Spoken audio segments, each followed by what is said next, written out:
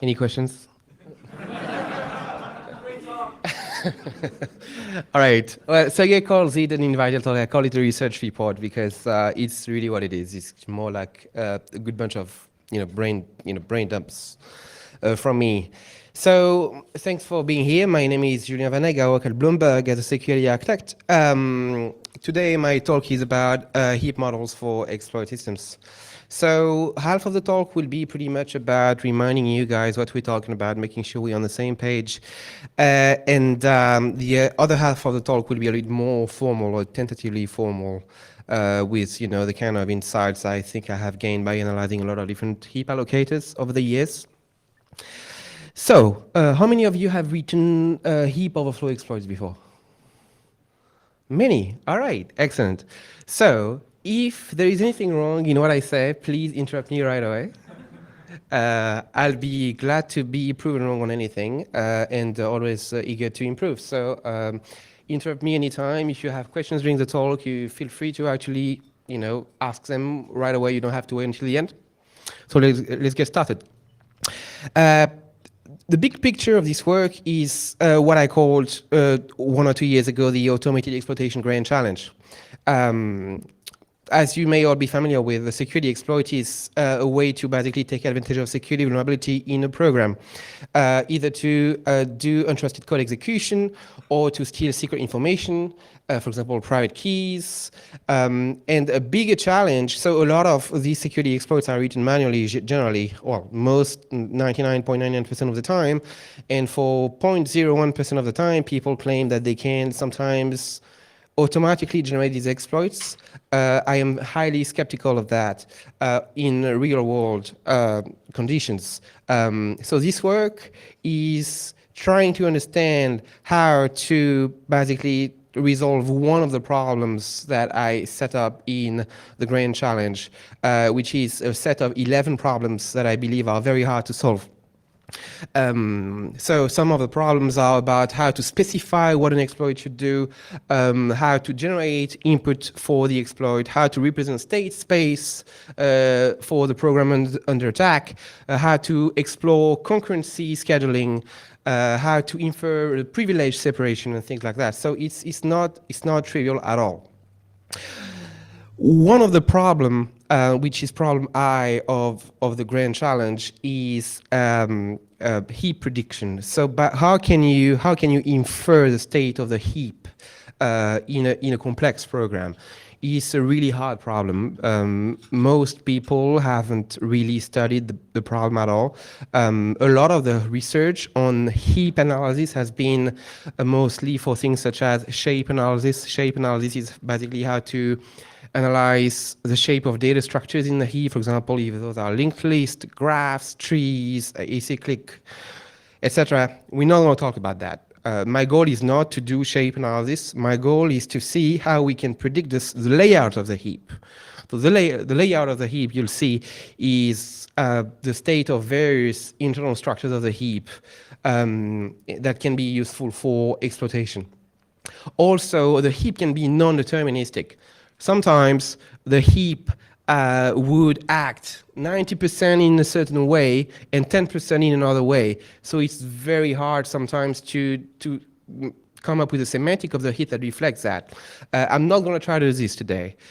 You can try to do this using things like Markov models or Bayesian network and stuff like that. I'm not going to do that today, but it's something I'm researching. However, it's going to be for future work. Okay, why is this an actual important problem to solve? First of all, because most research about heap exploit is very arcane, as I call it. It's like arcane knowledge that exploit writers actually come up with on the fly. They have a target and they try to find conditions under which the target can be exploited. This is one-off effort, usually exploit after exploit. Also, heap allocators are extremely different for each operating system. DL Douglas malloc on Linux is quite different from its successor PT malloc, which basically add multi-thread support to DL malloc. On Windows, you have the Windows heap with things like the low fragmentation heap. I'm going to talk about this a little bit later.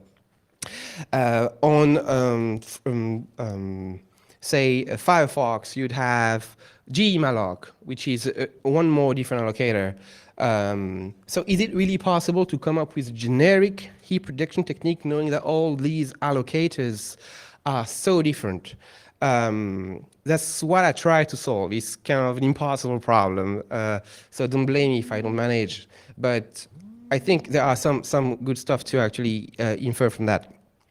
My goal is really to try to formalize such technique and ideally write a tool that will be usable off the shelf. To do that, I'm still developing that tool. So from the evaluation side, you're going to be quite disappointed. However, we'll go through the details of what I've learned by analyzing the allocators. Just a few reminders. A few different vulnerabilities that people experience on the heap are heap-based buffer overflows. You guys are pretty much familiar with that. In a heap-based buffer overflow, an attacker can typically override the adjacent memory chunk. So if there is any interesting data after the data to be overflowed, then the attacker will try to corrupt that. Maybe it's a function pointer, maybe it's some authentication flag, and so on and so forth. Double freeze, invalid freeze, sometimes it's possible to basically execute a primitive on the heap that will corrupt the heap. For example, if you try to free something twice, or if you try to free something that's not a heap chunk, then bad things can happen. Use after freeze are major class of vulnerabilities these days. It basically, especially in browsers, IE has been full of these in the last few years, not just IE, but also Chrome and Firefox. And basically that would be when a pointer is freed prematurely, but there was a value of the pointer that's cached somewhere in a local variable, and this local variable gets used later on. And that's where you basically can manipulate data that is an inconsistent state. I'll give you basic example of that later. One more class that's interesting is information disclosure. It's when typically you'd have an out-of-bound read, and the attacker will be able to read the content of the memory space. So not necessarily getting untrusted code execution, but reading data that it's not supposed to read, which is sometimes enough. For example, in the case of Heartbleed, if you read a private key in the memory, is a big deal. So just really short intro. Heap overflow, obviously, there's malloc happening. There is some kind of mem copy happening, which is could be out of bound. For example, here you could have a short integer overflow that will basically lead to a heap overflow in mem copy. So what's interesting here is that what's after that chunk, right? Because you're going to overflow the chunk. So what's after it? Is there anything interesting after that? There is, what's the location of that chunk in the heap? And what's after that location? An invalid free, say you have some error condition, say on line 4 here, you'd have if y equals 0, it goes straight to n and it frees the result, but the result was supposed to be allocated here, so it goes straight to free, and you free an uninitialized value, so you would basically free a pointer of whatever value was in memory at that moment. That's a problem. People have been taking advantage of that. Similarly, what can you free with that? What's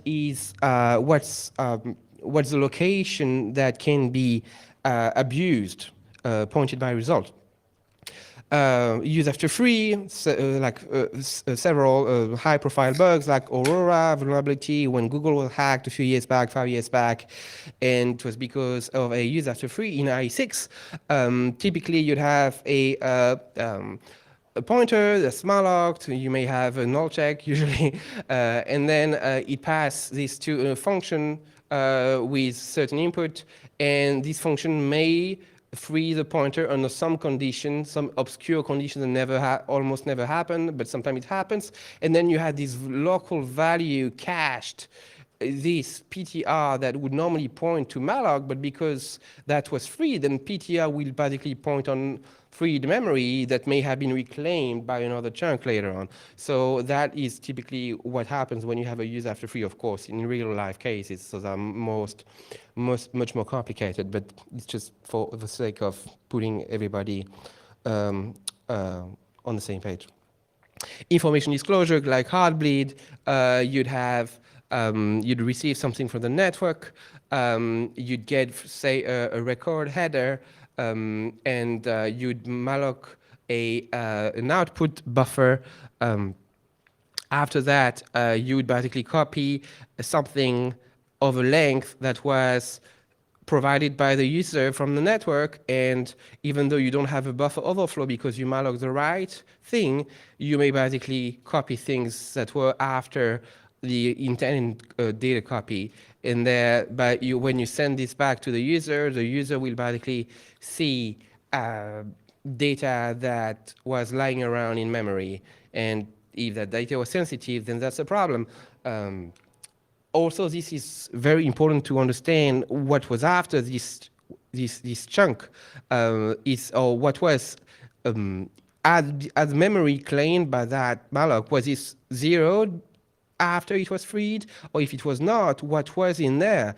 And if it's copied and if it's not initialized, then that could be a problem. Like here, once you copy to the out buffer what was a buff plus size of rec for that length, then you got a bunch of uninitialized values that's going to be copied to out. So what was after that particular piece of data in the heap? All of that, just to say that trying to infer the location and the relative location of chunks in the heap is important for exploit writers, and usually critically important to get a successful exploit and like a reliable exploit and so on. One of the harness tests I created in my grand challenge is the following. So we'll go through that because it's kind of interesting to understand. Let's say you have the following small example where you have structures of type S1 and S2. I'm seeing that there is some missing curly brace here. I'm sorry. Is that true? Okay, so basically what happened here is that you've got a function that allocate a few of these structure S1 3 times, and you got a function that allocates structure S2 1 time. You got a function that free a structure of type S1. You got a function that copy data in the structure, and basically the goal, where you want to reach is the point where you basically say print you win, just for the sake of understanding. And what you don't want to do is to fall into this case where you would basically copy some data in a pointer that was freed. So you wouldn't want to do, say, you wouldn't want to free that pointer and then try to go into that, because you may crash the program. However, if you go into that, you may basically be able to influence the value of this flag. And if you manage to get this flag to 1, then when you satisfy this condition, you would basically go into the winning state. So one of the key to understand exploitability about this example is recycling of chunks. Recycling of chunks means when you free some structures, the chunks will in fact not be back to the heap, but it will be placed into a list of available chunk. And whenever you have an allocation to satisfy, if a structure would be the same size, in that case, S1 and S2 are of the same size. But if you reclaim the chunk by a structure of the same size, you basically may be able to take advantage of the fact that there were certain values. For example, here, if you initialize that guy to 1, then if you reclaim P2 authenticated will become 1. So typically a successful run would be to call the function in this order. You would like to allocate those structures, and then you'd like to free one of these structures, and then you'd like to reallocate a second structure because structure 2 is of the same size as structure 1, then the chunk that was pointed by P1A will now be pointed by P2. Um, um, After that, you want to basically copy values into that stuff, and then you want to call the winning function. However, you don't want to call that function, or otherwise you're going to crash. So how do you automate finding of these heap worlds, as I call them? That's kind of a harness of the problem. How can you find automatically whether such a walk is possible to lead you to an exploitable state? So the allocator I've studied are the following. So Douglas malloc, it was up to glibc of 2006, 2000, and then ptmalloc was introduced in glibc. Ptmalloc is pretty much dlmalloc with thread support. By thread support, I mean that you have the ability to have a separate heap per thread. You have the Windows heap. Windows heap, it's a very interesting piece of code because there are multiple allocators in a single process. You'd have something called the front-end allocator and the back-end allocator. And based on such or such condition, typically if you allocate at least 21 chunks of a given bucket size, it would switch to the other allocator. So that's kind of interesting when it comes to analyzing the heap automatically. Two other allocators I have not studied are gemalloc and any garbage collection. Well, I have studied them in a different context, but I'm not going to talk about them today. So today we're going to really focus on mostly dlmalloc, ptmalloc, and also I will hint on how to modify slightly the formalism to support Windows heap as well. Okay, so typically the algorithm of a heap allocator is as follows. First, if the last free chunk can be reused, it will be reused for the subsequent allocation. If it's not the case, it will basically try to find one free chunk in the free lists. There are several free lists usually. It depends on the allocator, but usually you have one free list per bucket size. So you have certain intervals of sizes, and a given allocation will try to look up a given list. Say if you make a malloc of 10, it will go into the first free list and say, okay, do I have a small chunk of at least 10 bytes that can satisfy this allocation? If so, it returns that one, it'll unlink it from the list, and it will mark the chunk as allocated. If it doesn't find this in the first list, it will try to go to the next list and say, okay, do I have a chunk that's slightly bigger because it's in the second list that can satisfy this allocation? If so, do the same thing. And it is going to go list after list like that. Also, if there are two free chunks in a row, say you need 32 bytes. However, you just have two free chunks in the list. One is 20 bytes and the other is 30 bytes. What it will do, it will coalesce the two chunks.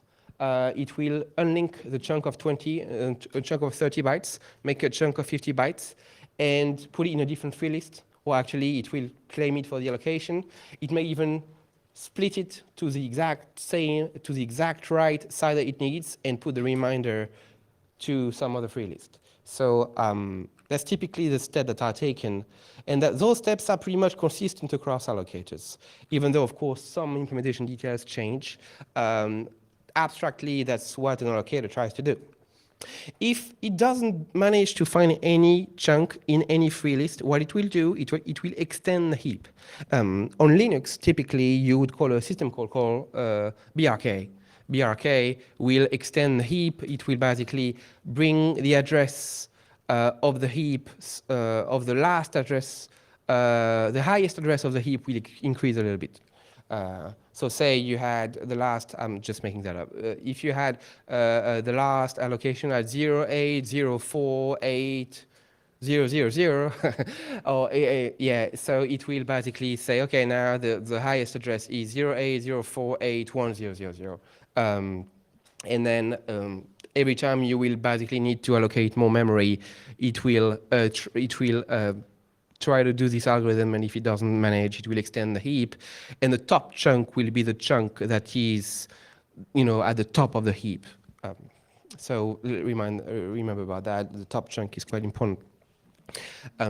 Otherwise, it just returns an error, and then malloc returns null, realloc returns null, calloc returns null, and then the allocation just failed. So what we really try to do here is to define a transition system for the heap. So if you have an initial state for the heap, you start here, it's an empty heap. You may have, depending on what the program executes, you may have a transition. Say you do an allocation of 10 bytes, and here do an allocation of 20 bytes, and here of 30 bytes.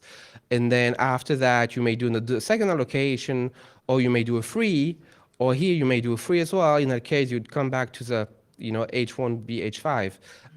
And based each of the primitives of the heap perform the transition on the configuration of the heap.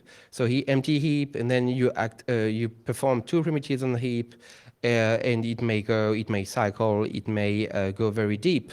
What's interesting though is that this transition system is only dependent on the primitive of the heap. You have a huge amount of operations happening in the program, and these totally do not influence the heap if you don't touch the heap. So you can kind of abstract what happened to the heap. Even though the program is complex, it might even be, say, Turing complete, it doesn't really matter, because what matters is what happened on the heap. And that's what we try to analyze right now. So the key ideas to be able to define what I call the semantic of the heap is to understand that there are two levels of semantics. One is the physical semantics. The physical semantic is the adjacency of chunks. So which chunk is adjacent to which other chunk? So in memory, there is a linear memory, and you say, okay, A is after B is after C. And then you have the logical semantic, which is how are the lists that I just mentioned multiple times, how are they populated?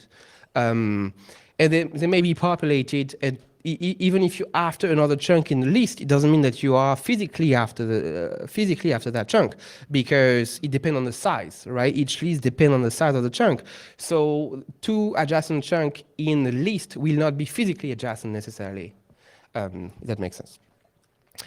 So this distinction is quite important, because when it comes to analyzing adjacency of chunks, the physical semantics is all that matters. You may take chunks from lists, put them in lists. This will never change the adjacency of chunks. It will just change the state of the chunks, whether they're allocated, whether they're freed, but it doesn't matter. The adjacency predicate, as I will define in a second, does not get influenced by whether you free or you malloc something directly. It may do so in certain conditions, which I will talk about. So that's the first insight. Second insight is, obviously you'd have to model the semantic of the primitive of the heap, like free, realloc, alloc. I call them FRA in this. But also internal heap mechanisms should be defined. For example, and I came up with 3 different ones that are everywhere, omnipresent in the heap allocator implementation: coalesce, split, and expand. We'll talk about what these things are in a second. The goal is to reconcile the physical and the logical semantic of the heap. All right. Any questions so far?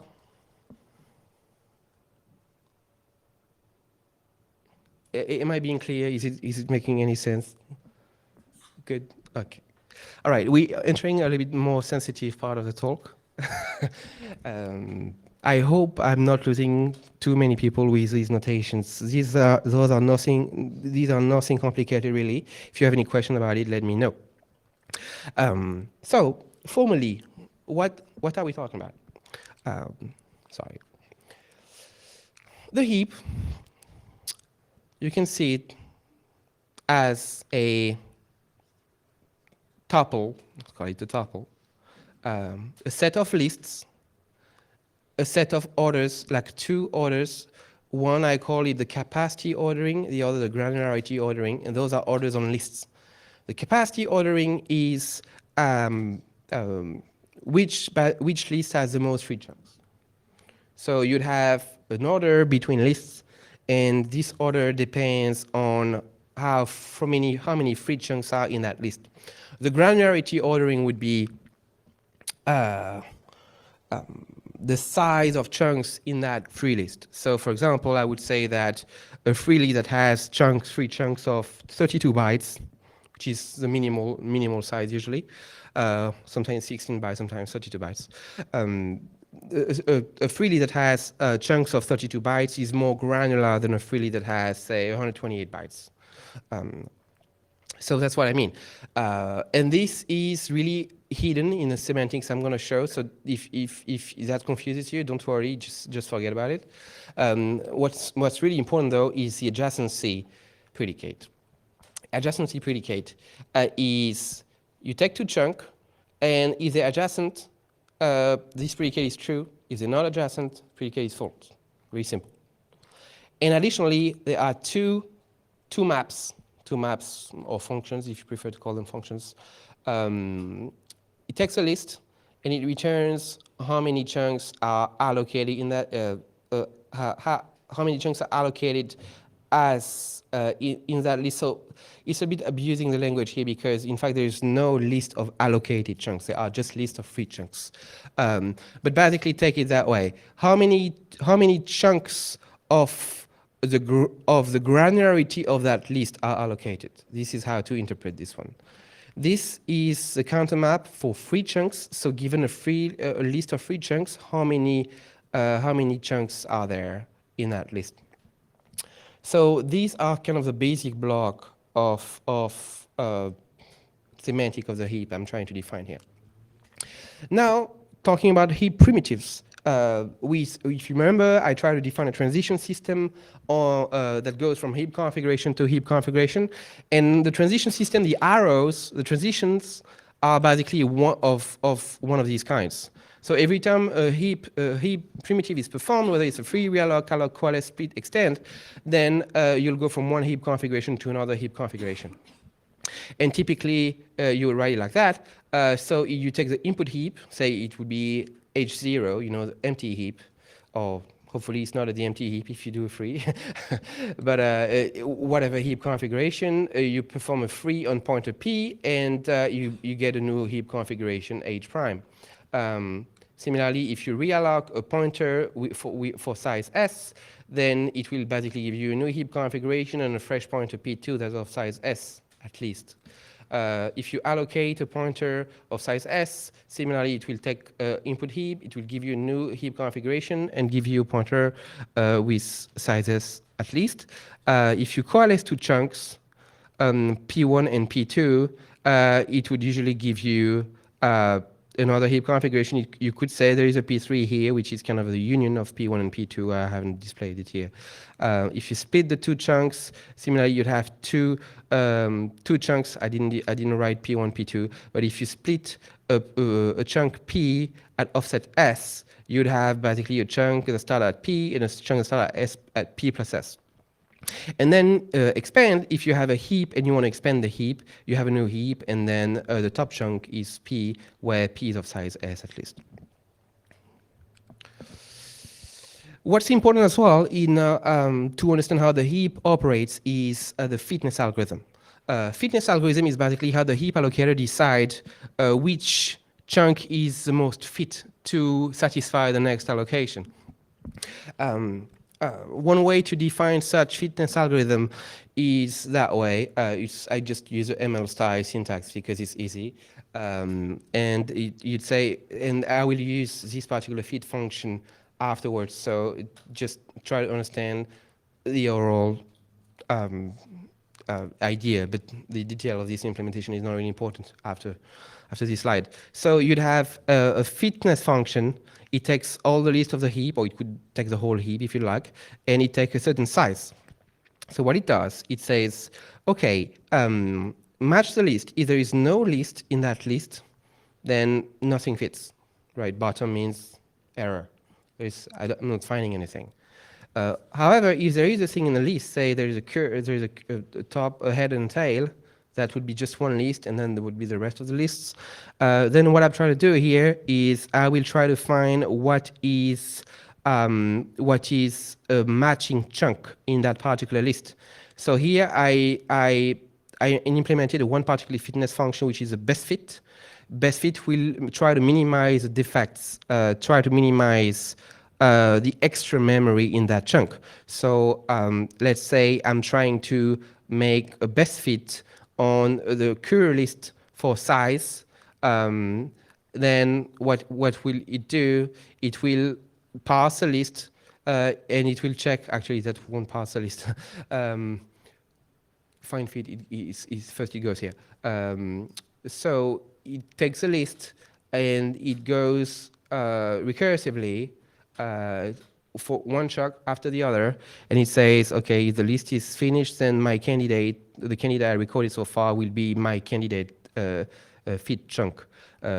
Otherwise, if there is still a certain amount of chunks in the list, I will try to see whether the cure memory unit will be a best fit. So it calls the choice function, and choice function, remember, is the best here. I gave best as a continuation. So it will call this particular best fit function with the current chunk and the size I'm trying to satisfy, and the best candidate I had so far. And at the beginning, the best candidate I had is nothing. I didn't have any candidate. So obviously, and I should have an extra condition here, if cand is bottom, then obviously cure will be a better fit than bottom. So it will return cure. Otherwise, if cand is a better fit than cure, it will return cand. And so it will iterate over the list like this. It will actually iterate over the list like this here, recursively. If I have nothing else in the list, I will just return my best candidate so far. Otherwise, I'll keep recursing on find fit, popping each element of the list one after the other. So anyway, just to tell you that this is a way to just define a fitness function in the very simple syntax, the meta-language style syntax. No, what's interesting is if I don't find anything in the current list, I try to iterate over here.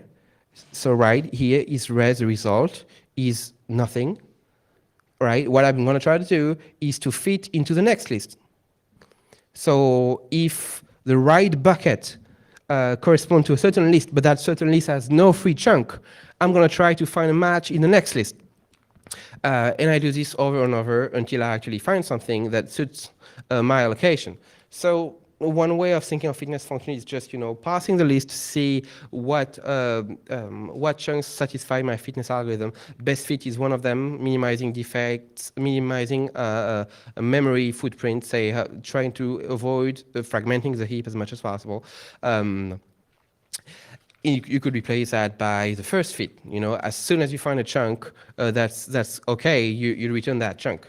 That I just did the best fit because it's a little more elaborate, and otherwise it would be just a return, and you wouldn't have any of that passing. So I wanted to show you a bit more complex example. Right.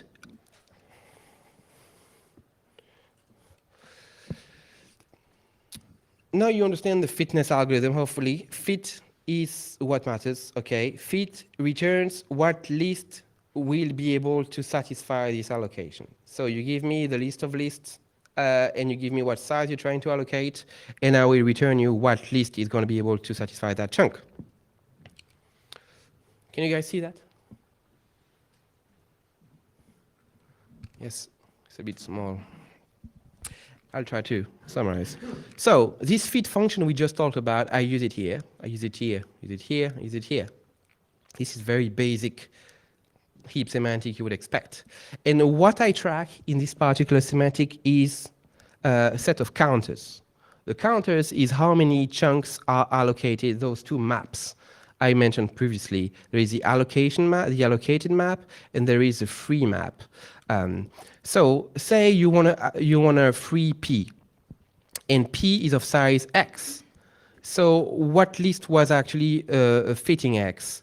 If that list was L1, what's going to happen is that when I free it, L1 will have one more um, allocatable chunk and one less free chunk. If I want to do a malloc of X, I will find which list fit X. Once I have that list L1, I'm going to say that there is one less free chunk and one more allocated chunk. I say allocatable, sorry, that was allocated. Is there a typo here? Realloc, similarly,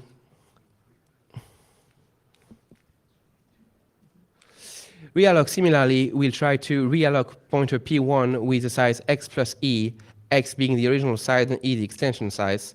Say, so that's why I said here, size P is X, and then X would fit L1, and X plus E will fit L2. So what happened here is that this particular L1 list will get one new free chunk, and this one will have one less. That's what I say here. I say, okay, there will be one less allocated chunk for in list one, one more free chunk in list one more allocated chunk in list two, one less free chunk in list two. Sorry. So it's just basically updating counters. Nothing, no rocket science at all.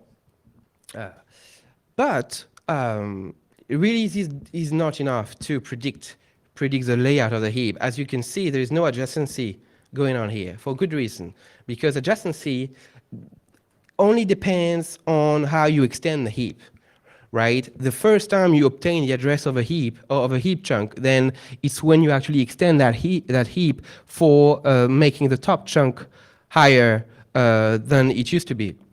So the real semantics, the real interesting part of that is those three rules. The coalesce rule says, okay, I have two chunks, P1 and P2, and I want to coalesce them. I want to make a big chunk, P3, out of those two. So say P1 has size X1, P2 has size X2, X1 fits into L1, X2 fits into L2, X3 fits into L3. What's going to happen is that those two free lists will get one less chunk, and these free lists will get one extra chunk because we coalesced one chunk as P3, and the size of P3 is the size of P1 plus the size of P2. That's why we have one chunk in this guy. Similarly, well, inversely, I should say, when you split a chunk, say you have a chunk P and you want to split it at offset O, you will split into two different chunks, P1 and P2, and you'll have one less free chunk in the list that fits the size of P. The size of P, if the size of P is X, and the list that fits X is L2, then at the end of the day, in L2, you will have one more free chunk, and in L3 you'll have one more free chunk, and L1 you'll have one less free chunk. So when you had P, which was originally in the list L1, you'll take it away from the list, and then you'll add those two chunks, P1 in that list and P2 in that list. So you basically create chunk. Here, that's interesting. That's our adjacency predicate. So here, when you split a chunk, you know that P1 and P2 are adjacent because they were part of the same chunk. So you just cut that chunk into two. So P1 and P2 are adjacent. Here, you know they're adjacent. Another way to know that you have adjacent chunk is when you had a top chunk. So here we'll say top before and top after. Say you want to extend the heap for size S to make a new chunk P. Then if the list that fit S, sorry, not X, but S, the list that fit X is L, then the list L will get one more allocated chunk. Should that be one more free chunk? Yeah, that's not a typo, I'm sorry. You'll get one more free chunk in this particular list, and the new top chunk will become the new chunk you extended, And obviously, whatever was the top chunk before will be adjacent to the new top chunk. So that's another way to figure out that you have adjacency. And that's, I think, this is key, that only those two rules are affecting adjacency of the heap. Because allocation, free, reallocation, all these things, those are logical operations. Those are not physical operations. This is a physical operation. Extend is a physical operation. Split is a physical operation. Nothing else is a physical operation. So when you try to predict the state of the heap, keep in mind that the adjacency of the chunks only depend on how you extend the heap and how you split chunks in the heap. Everything else is housekeeping. It's just how you maintain your lists, how full are your lists. So if you maintain counters of your lists, you know how many heap chunks are in each of these lists. Then you'll know whether a list is going to be capable of fitting a particular chunk. If that's the case, then you're going to take one of these chunks out of the list, and you will decrement the counter. If that's not the case, you'll take the next list and see if you have one chunk that can satisfy. But these will not change the adjacency of the chunks, because chunks already exist. They're just in the free list. They will be reused sometime, but the adjacency of those chunks will not change. Okay. Obviously, I passed on a lot of implementation details here. My goal was really to give you an overview of the thinking or the insights I think I gained by looking at all these implementations. And there are lots of details I didn't talk about. Obviously, the calculus that I presented here is not entirely describing how the heap works. For example, I didn't talk about metadata. And there is a reason why I didn't talk about metadata, because even though most of the heap exploits nowadays use metadata corruption to, say, write anywhere, whatever they want in the address space, most metadata gets protected over time. In the last 10 years, 15 years ago, no metadata was protected. People could corrupt before chunk and the next chunk, and they would say, okay, now you're gonna write to the address in the next pointer that I supplied during an overflow. And that was enough to basically overflow an heap exploit. Nowadays in glibc, I was counting just a few days ago how many consistency checks are there. There are a lot of consistency checks in the heap allocator. A lot of them, and several people in the last 10 years, 15 years I should say, have studied all kinds of ways to corrupt metadata to exploit heap overflows. And my take on this is, if metadata override is not dead yet, it will be soon. So don't rely on that anymore, because this is not how you write reliable exploits.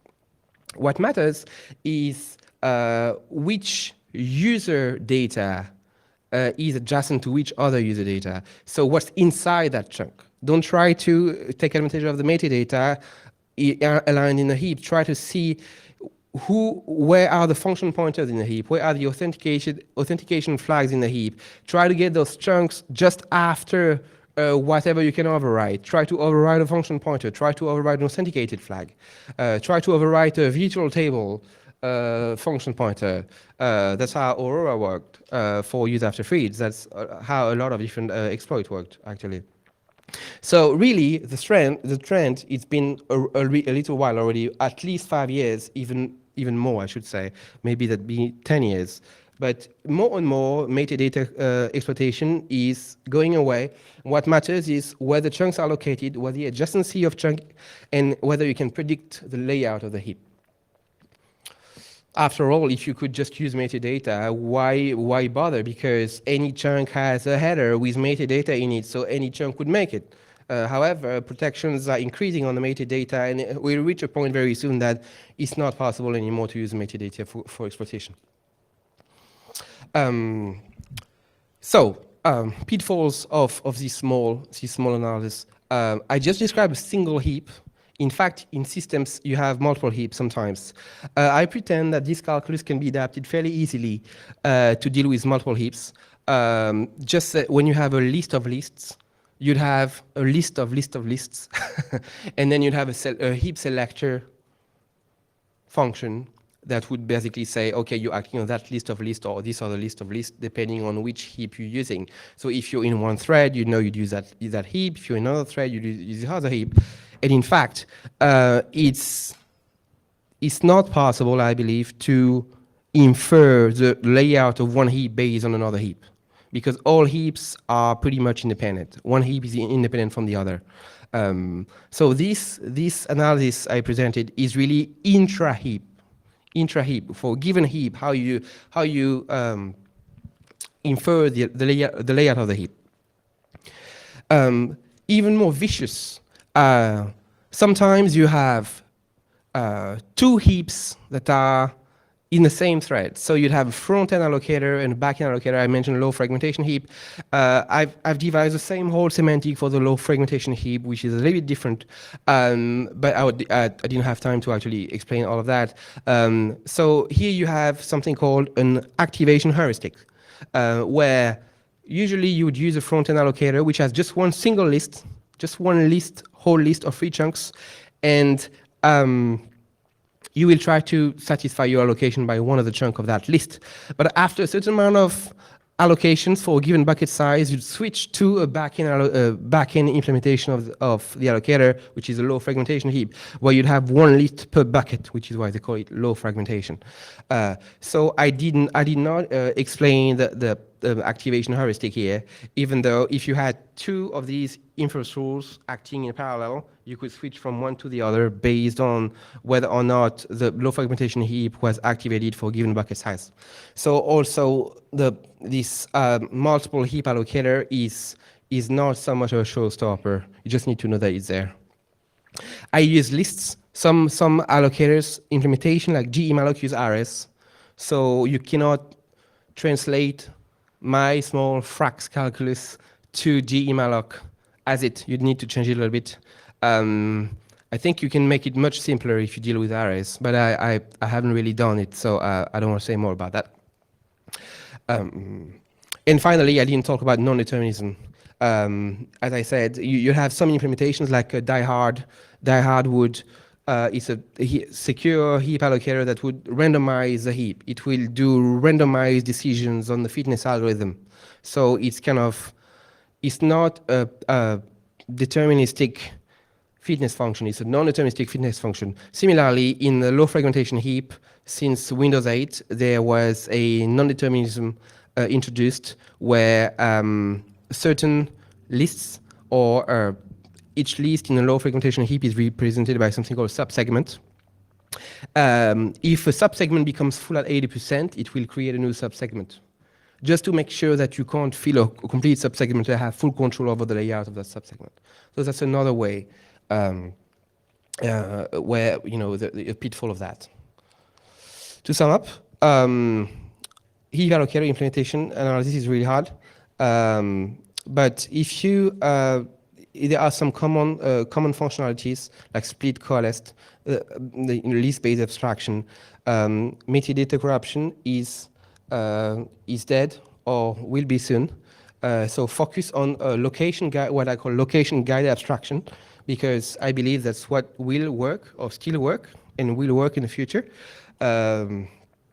I'm still implementing this whole thing. I may release my tool from some time. I will give a follow-up talk at SummerCon in New York in about 2 months from now. Hope to see you there. Happy to take questions. Thank you.